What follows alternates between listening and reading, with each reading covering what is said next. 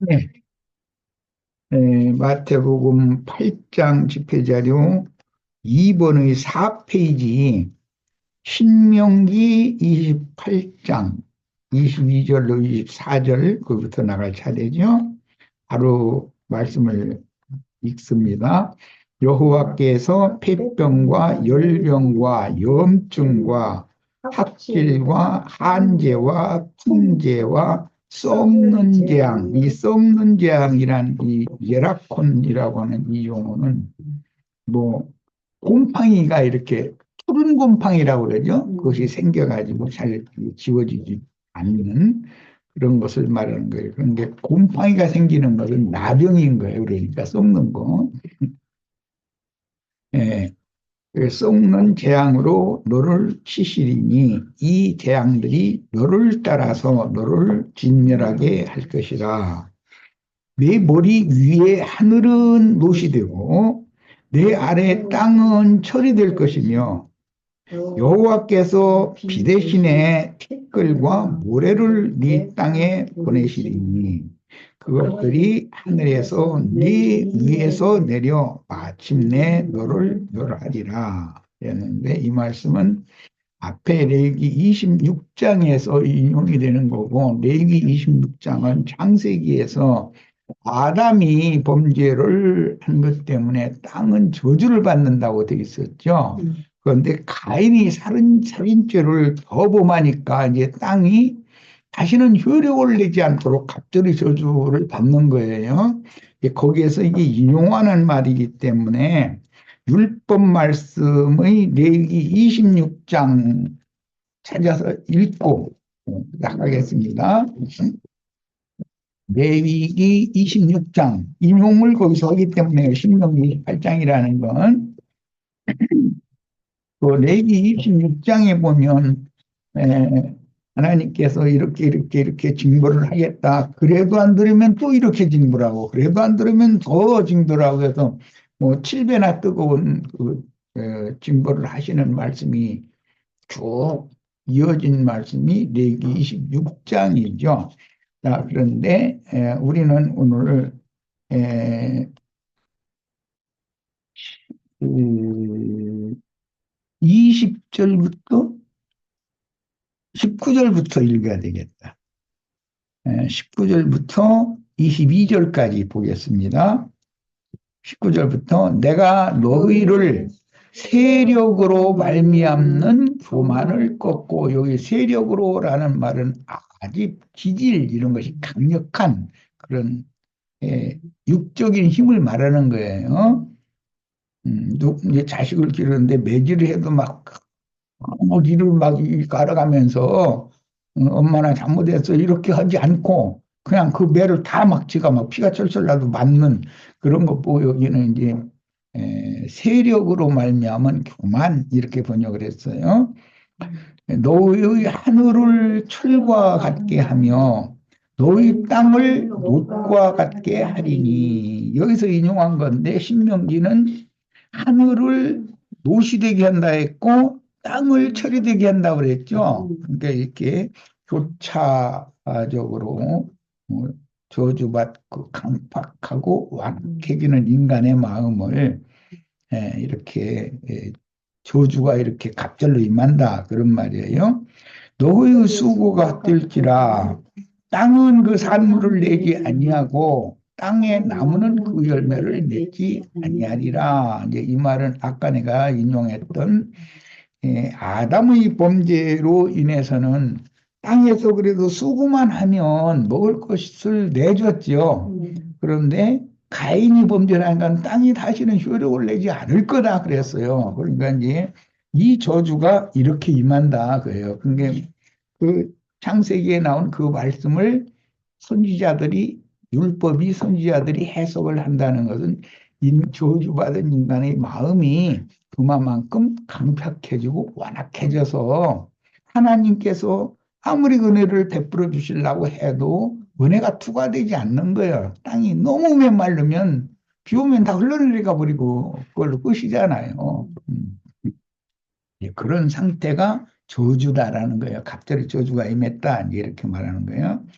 내가 들 짐승을 너희 중에 보내리니 그것들이 너희 자녀를 움키고 너희 가축을 멸하며 너희의 수요를 줄이리니 21절 아니 너희가 나를 거슬러 내게 청종하지 아니할진대 내가 너희의 죄대로 너희에게 7배나 더 재앙을 내릴 것이라. 그 말이 자꾸 7배, 7배, 7배가 아니야.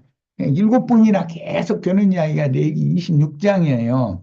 그러니까 좋게 달래도 안 들으면 매를 칠 수밖에 없는데 끝까지 고집을 부리고 말씀을 안 들으면은 매를 더 세게 강하게 7대를 친다. 한 대만 그냥 왜 들었다 놀라고 맘먹은 거야. 하나님은 그냥 엄포만 놀라고. 그런데 잘못했다고 하지를 않으니까 그럼 진짜로 매를 칠 수밖에 없죠. 그런데 매를 맞으면서 막 이를 어둥물고 막 이러고 이게 예, 강팍하고 완악한 마음으로 순종하고 하려고 그러는 그 교만한 마음이 꺾어지지가 않아. 그러면 교만한 마음이 꺾어질 때 후려치겠다 지금 그 말이야. 그것은 우리들이 자녀를 어린 자녀가 사춘기에 들면 뭐 아버지한테야 감히 그렇게 못하지만 엄마한테는 막막 덤빌 수가 있거든. 이제 아버지한테 한번 들켜야 돼 그게. 그래야 이제 딱 무릎 꿇려놓고서 아버지가 한번 다스려오면 그 다음에는 아버지는 무섭구나라는 걸 알거든. 예. 이제 이런 것이 인생사에 똑같은 일이 예, 영적인 하늘 아버지께서도 예, 교회에서 선한 말로 우리가 회개하고 돌이켜서 주님께로 돌아와야 된다.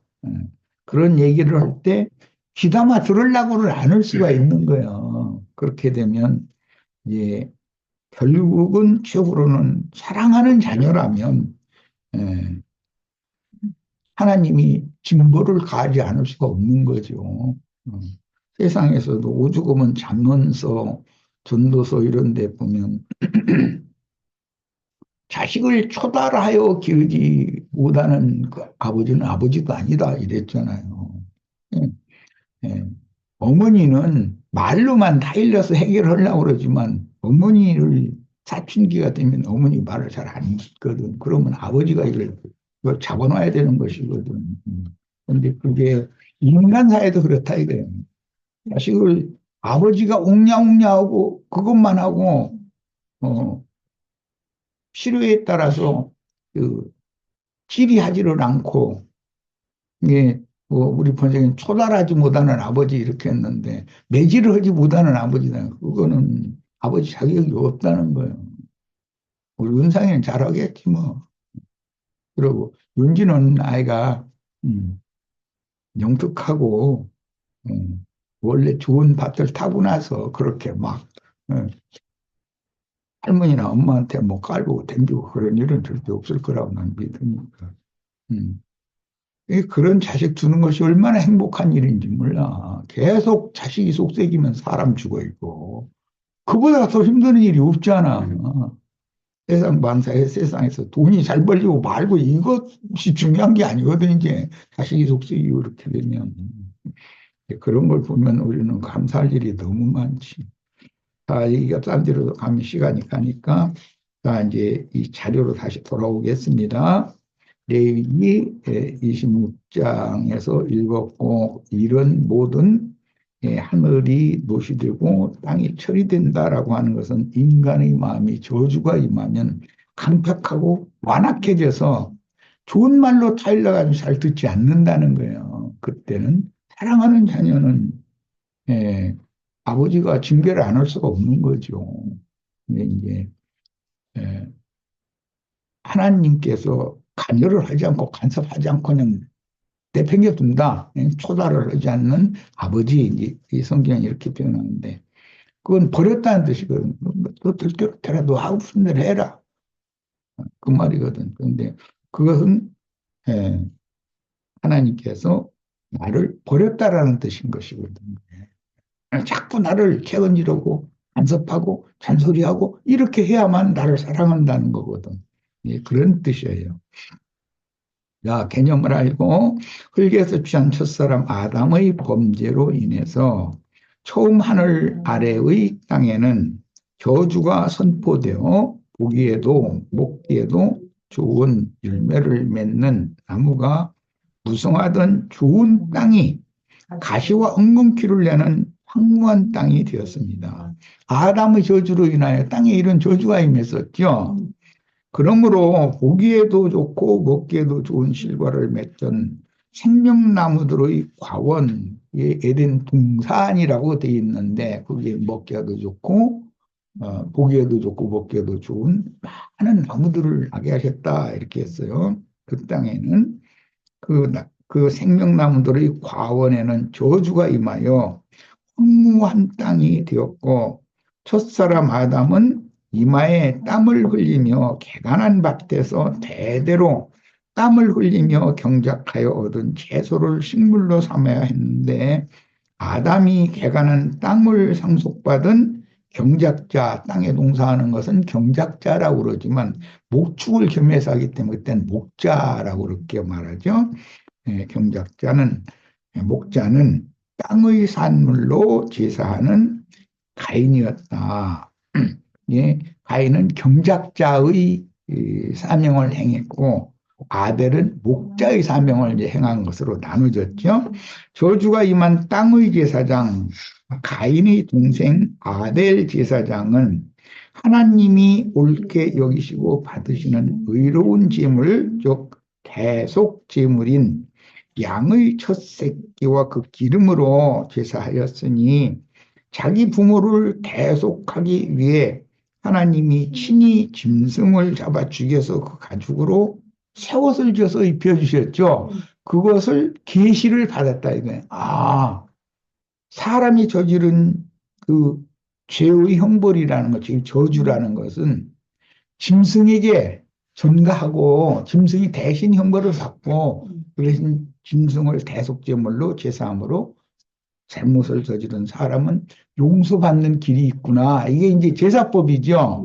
그것을 아벨은 깨달았다 이거예요. 그런데 가인은 그런 대속제사의 원칙을 몰랐다 이거예요. 자, 갑절의 저주가 임한 가인의 땅은 다시는 밭을 갈아도 소출을 얻을 수 없도록 저주가 배가 되어 황무한 땅이 되었고 유리방랑하는 자의 노땅이 되었으니 이 황무한 땅이 되었다라는 것을 이제 그 예레미야나 에스겔 선지자는 그 여인의 태가 이게 뭐라고 표현을 했는데 성녀라고 그러지 이제 이 세상 말로는 남편을 절대 기쁘게 할 수가 없는 거야. 야, 그것이 넓적다리가 떨어져 나간다. 우리 본적에는 이제 저주받은 여자 얘기를 할 때 그렇게 표현했는데 그게 해가 메말라 버린다라는 말의 원문은 그런 뜻이에요. 다시는 야훼의 얼굴을 볼 수 없으므로 보호자가 없는 저주의 땅으로 쫓겨난 가인은 갑절의 저주가 임한 노땅이라는 말은 유리하는 자 또는 방랑하는 자의 땅, 거처 그런 뜻이에요. 거기에 애녹성을 쌓고 갑절의 저주가 임한 땅은 노땅이 된다는 거예요. 보기에도 좋고 먹기에도 좋은 나무들이 나는 땅이 이렇게 이제 바꿔줘 버린 것이죠. 그래서 스스로의 노력으로 자신을 지켜야 했다. 이것이 오늘날의 종교다예요, 종교. 종교라는 것은 사람이 하나님을 기쁘시게 해서 저주받은 땅이 있는 인간이 높고 하늘에 계신 하나님께로 찾아 올라가려고 노력하는 것이 종교죠. 은혜는 하늘에 계신 하나님이 죄인들의 땅에 찾아오셔서 죄인들의 모든 어떤 것들을 지적해 줘서 깨닫고 돌이켜서 하나님이 그를 받아주시는 것이 구원인 것이고 이제 이 종교와 구원의 도는 이렇게 차이가 난다. 종교는 사람이 하나님께로 자꾸 올라가는 거예요. 그러려면 막 노력을 해야 돼. 그런데 은혜라는 건 하나님이 죄인들의 땅에 죄인을 찾아오셔서 저주받은 땅에서 그를 빼내고 하늘로 데리고 가시는 거예요. 그러니까 이 종교와 구원의 또 교회와 기독교의 차이를 잘 이해를 할 필요가 있어요.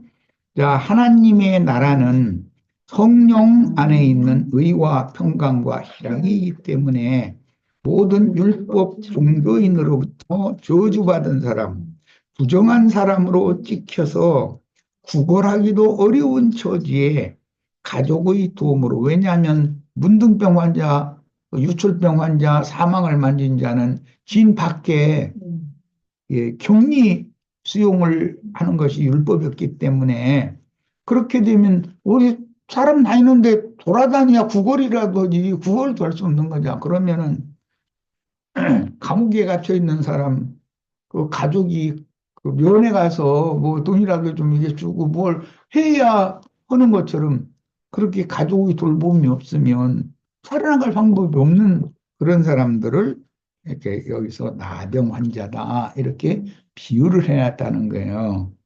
뭐 그저께도 얘기를 했지만 레위기 13장에 보면 악성 종기 화상 잘 낫지 않는 탈 잡는 그다음에 오음 뭐 어루레기 이마나 대머리 특히 이마 대머리 그 도장병이 생겨 여기다 뭐 이마에 도장이 찍힌 것처럼 이게 마귀가 너 내 것이야 하고 도장을 찍은 것 같은 그런 병증세가 그 치료하면 나아야 되는데 안 낫고 온 머리로 막 퍼져나가고 이렇게 되는 거 이런 건 전부 문둥병으로 진단하라고 돼 있어요. 그리고 의복에 날 수도 있고 집의 벽에 날 수도 있고 푸른 곰팡이가 생기면 그게 다 문둥병이야. 그러니까 문둥병이라는 것은 우리나라 같은 경우 뭐 소록도에 모여 사는 사람들 그런 병만을 말한다 이렇게 오해하면 안 되는 거예요. 인간에게 내려진 모든 저주를 통칭해서 문둥병이다 이렇게 말한다는 거예요. 오늘 이런 말씀을 듣는 엊그제도 내가 강조했지만 우리 형제 자매님들에게 문둥병의 결과라는 것은 오늘 말씀처럼 완악해져 가지고 교만한 것이 꺾어지지가 않아. 왜 그러느냐? 아무리 부모가 타일러도 아픔을 모르는 게 문둥병의 특징이잖아. 자기가 잘못했다는 거, 막 자기 잘못 때문에 엄마가 너 또 그런 나쁜 짓을 또 할 거냐? 그러면 뉘우치면서 엄마 나 잘못했다고 다시는 안 그럴 거라고 이렇게 하면 매는 들었다가 놀라고 들은 것이지 매를 치려고 사실 드는 엄마가 어디가 있어. 그런데 엄마가 치니까 오히려 막 다 죽여? 이러고 이를 악물고 댕기면 그럼 남편한테 말할 수밖에 없는 거잖아.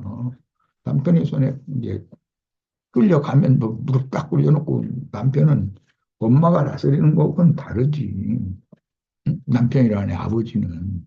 그래서 성경에는 하나님의 손에, 아버지 하나님의 손에 이게 인간이 빠져 들어간다는 것이 얼마나 두려운지를 알아라.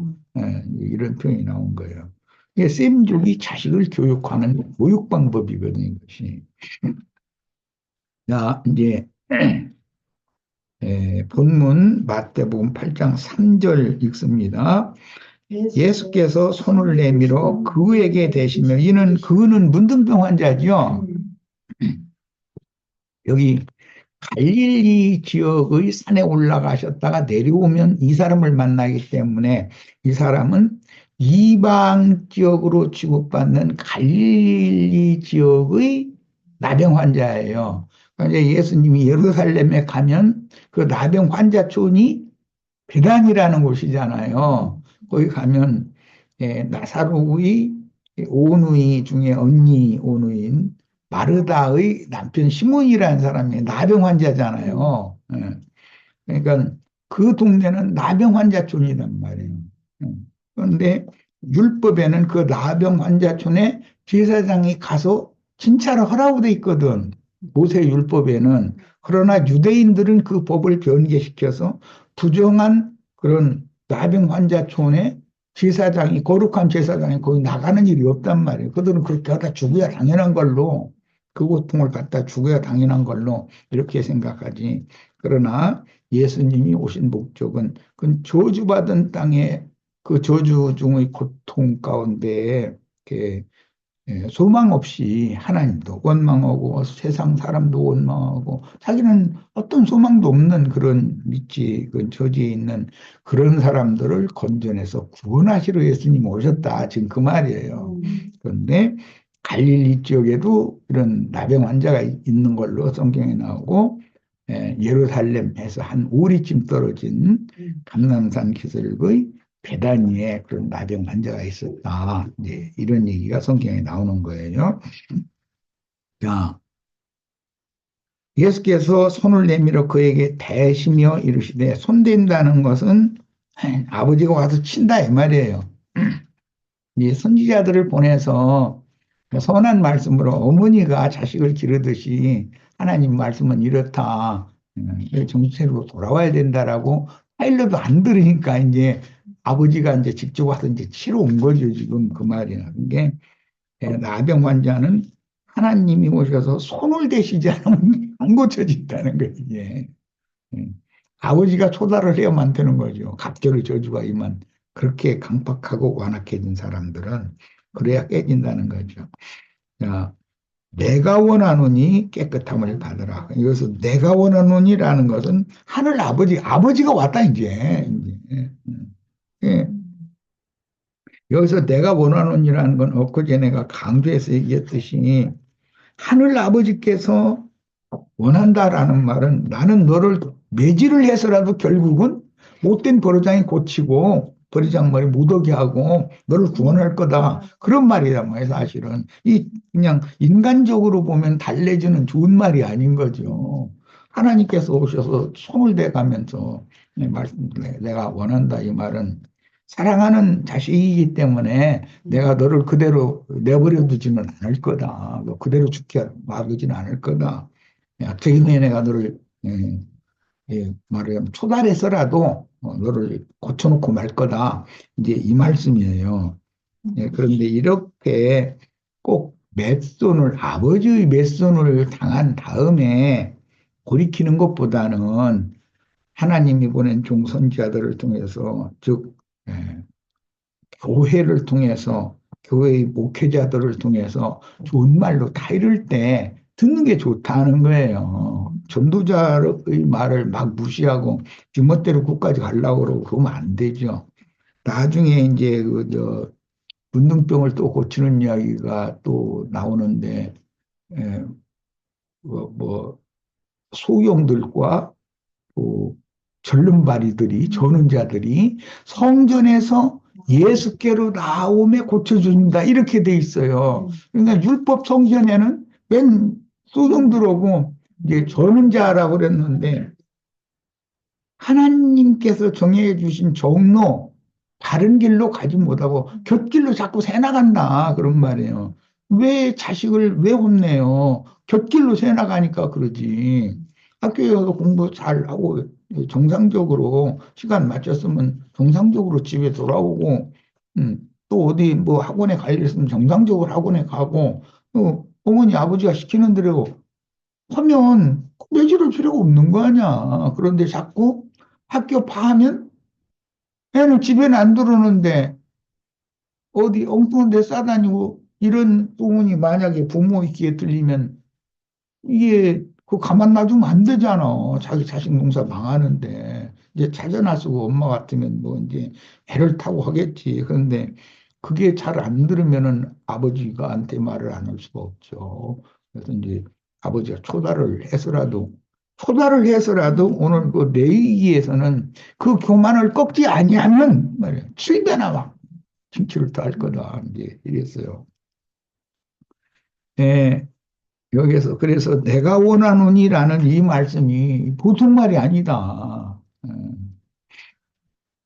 이것은 나는 너를 사랑하기 때문에 네가 곁길로 그렇게 계속 고집을 부리고 그러고 나가는 한은 내가 너를 초달을 해서라도 너를 제자리에다 딱 데려다 놓고 말 거다. 그 말이란 말이야 사실은. 자, 율법에 의하면 나병 환자는 가장 부정한 사람이고 그와 접촉한 사람은 나병 환자가 상징하는 온갖 부정, 이제 이런 것은 아까 내가 이제 학생의 경우를 얘기했는데, 못된 친구 만나고 무슨 짓을 하느라고 그러고 싸다니는 건지 나중에 엄마가 알게 되면 아버지한테는 얘기도 못하고 남편한테는 말을 하면은 남편 성질이 저는 가만 놔두지 않을 거니까 자기 아들 이게 막 수줍음이 도록 후려팰 건 뻔한데 그냥 아버지한테 말도 남편한테 말도 못하고 찾아다니고 학교 앞에 가서 기다리고 있다가 딴 데 새지 못하게 딱 붙잡고 집에 들어야 돼요 이러잖아. 예. 그런데도 그렇게 좋게 타이를 때 엄마 말을 잘 안 듣는 거든 그릇된 길로 나가기 시작한 놈은 그 아들을 뭐 딸 같으면 딸을 그냥 아이 너 하고 싶은 대로 해. 나도 바빠. 그래서 이 세상 나라에 자식 농사를 피농하는 경우는 왜냐하면은 아버지는 바쁘다고 나가고 엄마는 또 엄마대로 자기 바쁘다고 자기 일 보러 가고 자식이 학교를 갔는지 와서 밥을 먹었는지 뭐 그냥 전화로 삐켜보고 너 집에 왔지? 그러면 집에 왔다 그러지 나 지금 친구고 어디 싸다닌다고 그렇게 답변하나 뻔한 일인데 그대로 하면은 그냥 자식을 버렸다라는 거 이건 사랑하는 부모가 아니라는 거예요. 자기 돈 몇 푼 버는 것이 지금 중요한 게 아니잖아. 이 자식이 정상으로 돌아오는 것이 더 중요한 문제지. 이런 것이 하나님이 영혼들을 어떻게 사랑하는지를 보여주는 그림인 거죠. 그러니까. 자, 부모님이 걱정한다는 것은 여기 이제 문둥병 여러 가지 내가 예를 들었어요. 그런 것처럼 온갖 세상이라는 게 오염될 수 있는 게 한두 가지가 아니거든. 어떤 불결, 부정 이런 것에 오염된 것으로 어, 간주하는 것이 그 나병이라는 건데 나병 걸린 사람을 접촉하면 다른 사람한테도 그게 옮긴다는 거예요. 그러니까 이제 그 성경 이야기거든. 못된 친구 만나면 그거 옮아버리는 거거든. 그러니까 이제 진영밖에 거해야 하는 나병 환자를 이것은 진영에 모든 것을 옮길까 무서니까 격리 수용하는 거잖아요. 그런데 나병 환자를 접촉한 자는 유대교의 전통과 관리에 의해 똑같이 부정한 자로 취급되었으므로 제사장들은 나병을 진찰하러 진영 밖의 나병 환자촌에 나가서 진찰을 해야 되는 거예요. 아까 이제 내가 이제 그 엄마가 그 애기 아빠한테는 즉각 말할 수가 없으니까 그럼 뭐 그거 알면은 아버님 그 성격이 이놈 잡아다가 후려 쳐버리기부터 시작하지 이걸 좋게 타이르고 말고가 없잖아. 우선 주먹부터 내질러 버리니까 그럼 어떻게 해요? 애 엄마는 걔가 갔을 만한 것이 어딘지 친구집 뭐 여러 가지 수소문해서 그 찾아다니면서 그거 붙잡으러 다녀야 되는 그런 문제가 나오고 그다음부터는 학교 문 앞에서 걔 하악할 시간 되면 딱 대기하고 있다 데리고 와야 되고 이렇게 되잖아. 자, 그런 것과 같다는 거예요. 음, 그런데 제사장들은, 율법 제사장들은 그 나병 환자를 불쌍히 여기는 마음이 없기 때문에 나병 환자 촌에 가지를 않는다는 거예요. 저도 부정에 연루된다고 생각하기 때문에. 아니, 자식이 잘못됐다고 무슨 철부지 애들처럼 아버지가 똑같이 병이 옮긴다는 건 말도 안 되는 소리 아니고 판단이 있는 건데. 자식이 어디 뭐 가고 싶다고 한다고 무조건 같이 가지고 이렇게는 않는 거 아니야. 그런데 모세의 율법에는 제사장이 진영 밖으로 문둥이 촌으로 나가서 신차를 해보라는 거예요. 애가 어떤지 말하자면 이 나병 저주받은 사람이 자식이 어떻게 됐는지를 살펴라 그 말이거든. 그런데 유대인들은 저한테 옮길까 봐서 안 나갔나요? 유대교 그 율법으로 유대인의 율법으로 하자면 이게 모세의 율법을 변개시킨 유대인의 율법 실행이다 그런 말이야. 그럼 예수님이 오셔서 지금 유대인의 율법을 모세의 율법을 더 완전케 하라 지금 오신 거니까 이런 관점을 이해를 잘 하시기를 바래요. 이렇게 시간이 빨리 가는?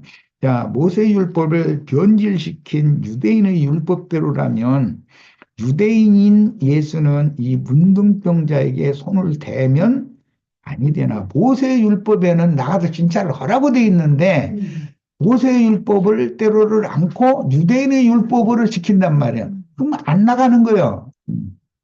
그거는 자식을 어떻게 되든 상관없다고 방치해버린다. 그런 말과 같은 뜻이잖아요. 자꾸 더 자식이 있는 곳에 찾아가서 잘못된 길로 나가지 못하도록 책임지라고 이걸 바로 세우고 해야지. 안 되면 남편한테 이제 결국은 얘기를 해야 되는 거거든. 엄마 혼자 힘으로는 도저히 안 되면. 그래서 아버지의 손으로 초다를 받아서라도 이게 바른 대로 돌아오게 만들어야 되거든. 이게 하나님의 마음이다. 그러니까 예수님이 세상에 오셨을 때 율법적인 그런 저주의 저주를 받은 가인이 저주를 그 갑절로 받았고 먼 훗날 보면 그 함자손 가나안이 갑절로 저주를 받잖아요.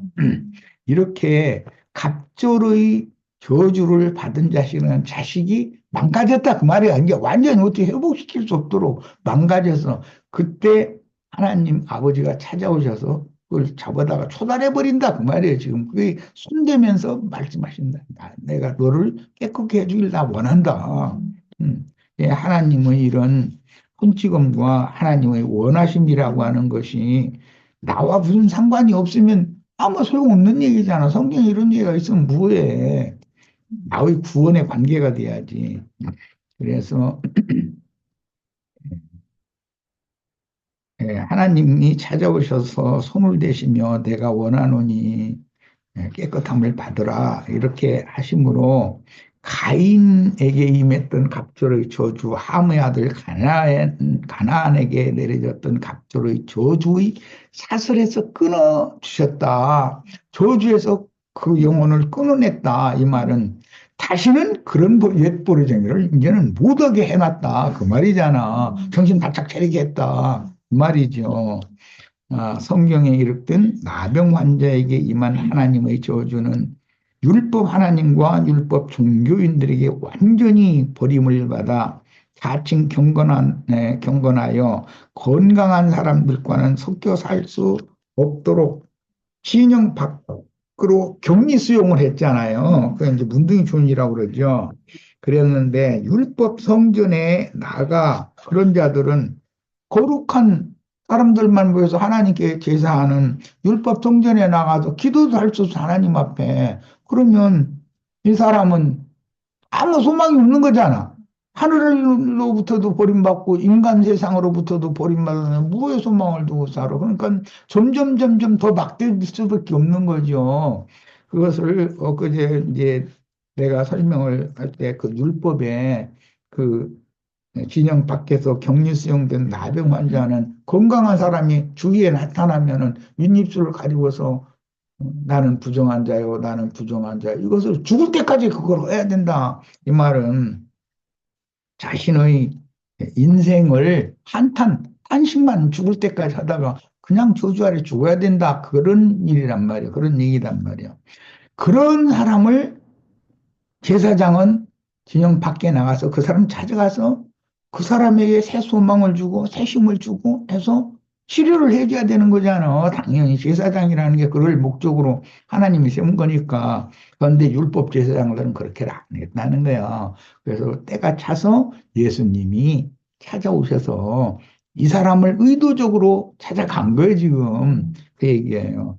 오늘 우리 형제 자매님들의 삶 가운데 그 영혼 속에 주님께서 이렇게 찾아오셔서 나의 버리지 못하는 못된 버릇, 굳어지고 완악해진, 교만해진 이런 아집 이런 것을 무릎을 꿇려가지고 초달해서 완전히 옛 사람으로 다시는 돌아갈 수 없도록 이렇게 치료를 해주는 축복이 다 임하기를 바랍니다.